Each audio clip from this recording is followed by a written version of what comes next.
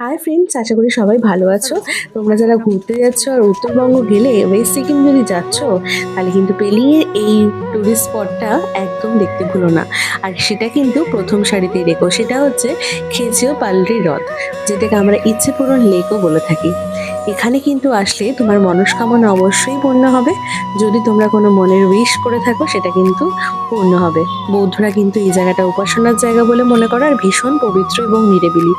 এখানে আসলেই তোমাদের আশেপাশে পাহাড়ের জঙ্গলের মাঝে পাখির কলরব শুনতে পাবে। আর কথিত আছে এই লেকে নাকি কোনো গাছের পাতা পড়লে পাখিরা সেটা বিপদগামী হতে দেয় না, তুলে নিয়ে যায়। তাই জন্য লেকের জল এতটাই পরিষ্কার। খেচিও পালদ্রি পাহাড়ের মাঝখানে এই লেকটি অবস্থিত। ওপর থেকে দেখলে একটি পায়ের ছাপের মতো মনে হয়। বুদ্ধ ধর্মাবলম্বীরা মনে করে এটা বুদ্ধদেবের পায়ের ছাপ। তোমাদের কেমন লাগলো ব্লগটা জানিও।